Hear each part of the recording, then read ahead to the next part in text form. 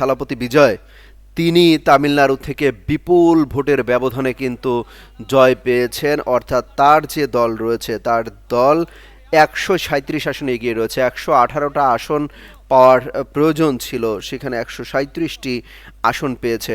দর্শক, আমরা এক নজরে আরেকটু জানিয়ে দিতে চাই এই মুহূর্তে এই সংঘর্ষের খবর তো বলছিলাম যে কোচবিহারে সংঘর্ষ চলছে, সেখানে আরেকটু জানিয়ে দিতে যাই কোন দল কত আসন পেয়ে এখন পর্যন্ত এগিয়ে রয়েছে আজকের এই নির্বাচনে।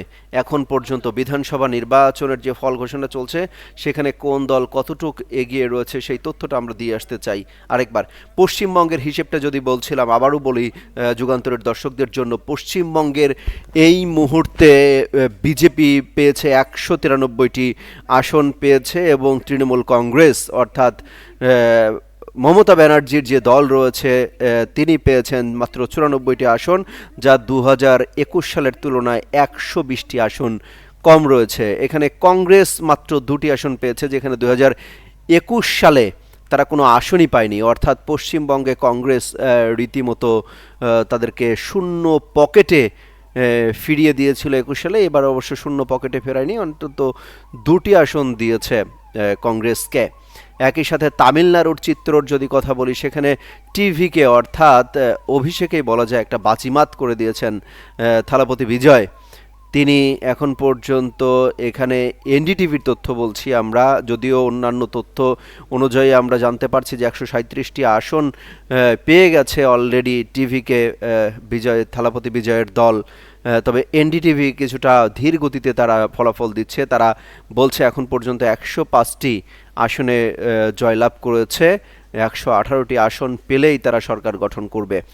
একই সাথে কেরালায় রীতিমতো কংগ্রেস বাজিমাত করে ফেলছে। অর্থাৎ কংগ্রেসের নেতৃত্বাধীন যে জোট রয়েছে ইউডিএফ, সেই ইউডিএফ 90টি আসন পেয়েছে। অর্থাৎ কেরালায় সরকার গঠন করছে কংগ্রেসের সরকার, তারা গঠন করছে।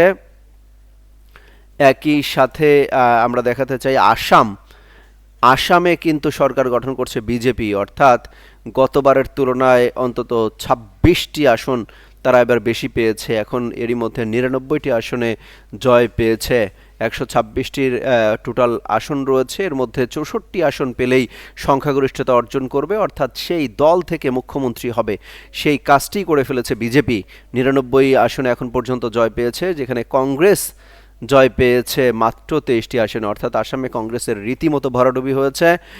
একই সাথে পুদুচেরির কথা যদি বলি, সেই পুদুচেরিতেও কংগ্রেস রীতিমতো ভরাডুবি হয়েছে, যেখানে 16টি আসন পেলেই সেখানকার সরকার গঠন করার জন্য তারা নির্বাচিত হবে, সরকার গঠন করার উপযুক্ত হবে। সেখানে তারা 16টি আসন পেয়ে গিয়ে 18টি আসন পেয়ে গিয়েছে আসলে এনআরসি।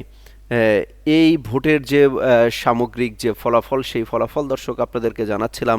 এখন পর্যন্ত আমরা আরও কিছু তথ্য তুলে ধরতে চাই এই মুহূর্তে। আসলে ভারতীয় গণমাধ্যমগুলা তারা কি বলছে, তারা সবশেষ আপডেট আপনাদেরকে জানিয়ে দিতে চাই। আমরা একটু আনন্দবাজার পত্রিকায় ঘুরে দেখে আসতে চাই সেখানে কি বলছে।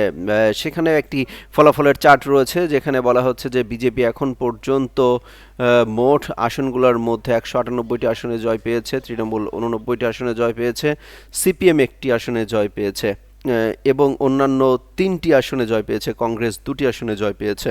গণনা কেন্দ্রে মমতা ব্যানার্জি তিনি নিজে ঢু মেরেছেন। অর্থাৎ যেসব ভোট কেন্দ্রে গণনা চলছে সেখানে মমতা ব্যানার্জি যাওয়া শুরু করেছেন।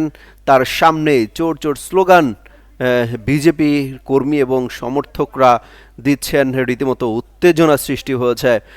দর্শক, আপনাদেরকে জানাচ্ছিলাম যে কোচবিহারে কিন্তু ব্যাপক সংঘর্ষ হয়েছে। অর্থাৎ বিজেপির যেসব সমর্থকরা রয়েছেন এবং তৃণমূলের যেসব সমর্থকরা রয়েছেন, সেই সমর্থকরা কিন্তু বিপুল হারে তারা একটা সংঘর্ষে জড়িয়ে পড়েছেন।